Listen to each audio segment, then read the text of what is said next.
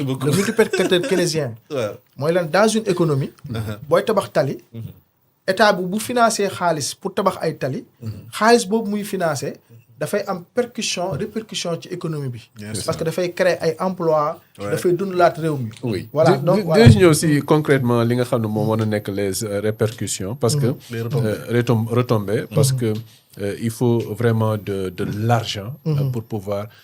mettre en œuvre certains grands projets yi nga xam ne nguur gi am na ko Moustapha sur le plan politique Omar nee na diversifier les partenariats lu am solo la est-ce que direction bi état bu Sénégal jël vers les Émirats arabes unis c'est vraiment c'est pertinent.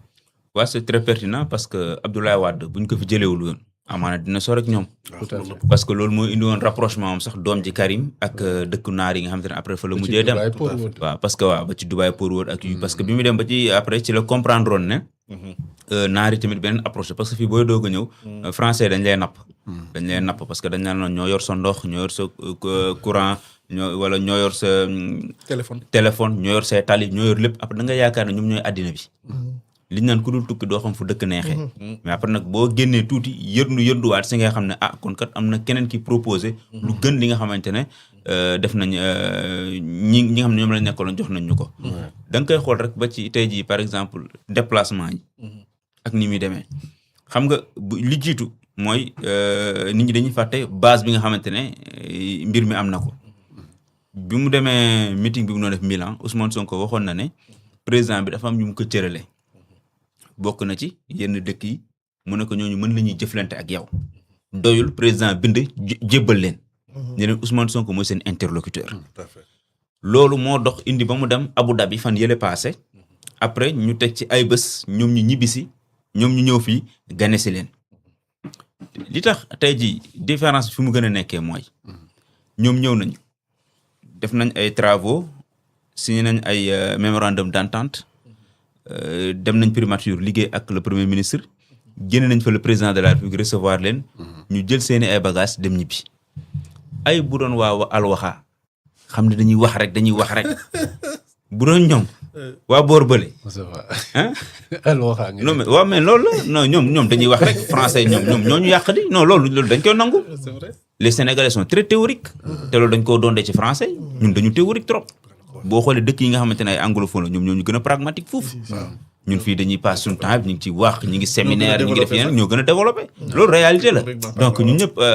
ak lu alwaxaa lañ nekk dañuy wax rek donc loolu bu doon voilà yaakaar léegi bu doon ñoom la tey ji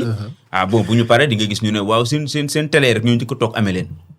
non la France va investir dina soutenir Sénégal fii invité benn expert bu spécialiste Afrique mu ñëw toog waaw def costume am takkaat ko def nii ne France dina def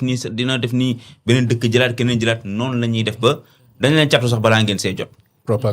propagande bi léegi loolu parce que dañuy bëgg am benn influence boo xam ne dañ koy soxlawaat ci Afrique ak yu ni mel te ñii li ñu def fii nii est-ce que xam nga ne noonu la ñuy liggéey ak Côte d'Ivoire noonu la ñuy liggéey ak Gabon noonu la ñuy liggéey ak Mozambique Côte d'Ivoire boo fa demee am na fa ay liggéey yoo xam ne ñi ngi jëm ci wàllum logements sociaux yi sax bokk na ci mémorandum d'entente yi xam ne def nañ ko boo xam ne ñu ngi koy mettre en œuvre fële ca Côte d'Ivoire boo demee Gabon am na ay liggéey ñu fay def yu jëm ci maanaam hydroélectricité maanaam électricité bi ak barrage ak ndox yeeg yoon ñu ngi ci taxaw di ci liggéey ak ñoom donc ñi ngi nekk actuellement def benn taxawaay bu am solo benn soo bu am solo boo xam ne ñu ngi koy def fii ci Afrique te loolu dëkku Afrique dañu commencé di comprendre ne ñoom ndekete benn buntu lañ boo xamante ne bu dee xaalis ñoo gën liquide ñoom seen xaalis yenn yi ñu lay tegal contour ne wër fii foog nga def ñoom nekkuñ ci yooyu ñoo gën a gaaw te fii démb ki ma doon defal émission di Sadikh Top mi ngi ko doon wax nee na naari dañ ne Sénégal li mu laaj sax dafa tuuti maanaam li ñu ci fekk ci ay projet ak li ñu war a financer ak ñoom li ñu yor sax dafa tuuti par rapport ñoom ni ñu ko doon estimer yaakaar ne buy ñëw la ñu doon takk pour indi ko ak leen Sénégal ak sax dafa tuuti kon nga comprendre ñooñu fi ñu toll ci am-am ak ni ñu mën a dimbalee Sénégal ci seen taxawaay yooyu donc bokkul ak dëkk yi la nga xamante ne ñi sëpp bu ñu lay jox am na lu ñuy dugal ci suuf Abdou Khadre dama lay jox waaw retiré ko ci beneen loxo waaye tamit dugal yeneen ci suuf mooy seen civilisation seen culture seen bëgg-bëgg waaye da ngay respecté nu ñu koy waxee droit wu ñi nga xamante ne ñëpp ñoo dëkk si dëkk bi minorité yi waaw yooyu lañ lay gëmloo parce que am na indice boo xam ne il paraît que sa tour note daf ci wàññeeku mais ñu Ousmane Sonko bi mu demee fële ñëw lu mu wax lenn lañ ko wax lan moo ñuy garantie ne dëkk bi du sombre du mel ni comme dëkk yi ko wër kon nga xam ne kon stabilité mooy condition bi jiitu pour ñu mën a investir sa dëkk te loolu nag dafay dellu siwaat nga comprendre posture bi nga xamante ne Ousmane Sonko adopté na ko ak le président Bassirou Diomaye Faye ñoom ñoo xam nañ ne dañoo obligé ñu am stabilité ci dëkk bi bien sûr parce que bu amul rek lépp lu ñuy lijjanti duñ ci jot li ñuy lijjanti duñ si jot loolu ñuy lijjanti dañuy soxla mu am impact sur le plan économique pour avoir des résultats concrets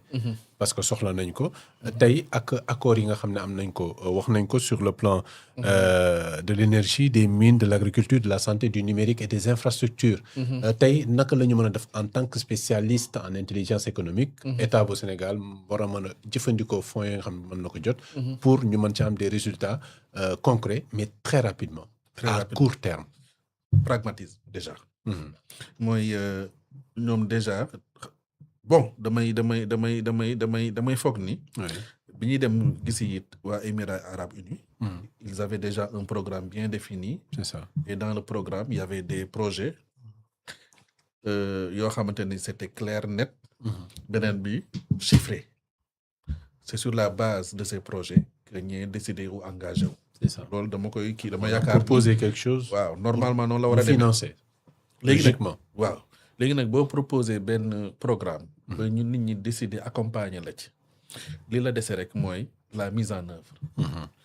mettre en place des groupes projets n'est-ce pas fonctionner en mode projet bàyyi li fi xewoon c'est-à-dire li xew léegi mooy le management agile c'est-à-dire faut avancer de manière incrémentale diviser les projets en cycle ne pas attendre la fin du projet pour constater doxul comme li fi xewoon ci benn ministre buy def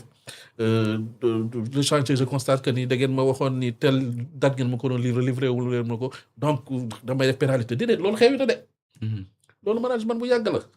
loolu c'est dépassé et le ministre def ego trip au niveau de l'Assemblée il a l'habitude de ça maa ngi jégalu bu koy bañ a tudd pour ñu bañ wax acharnement la ngeen xam mais je l'appelle à beaucoup plus d'humilité parce que xam-xam day daw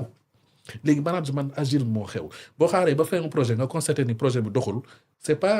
kii gère projet bi moo faillir de yow en tant que manager yaa faillir parce que da nga waroon teg benn équipe projet projet bu ne nga dénk benn PMO un project management officer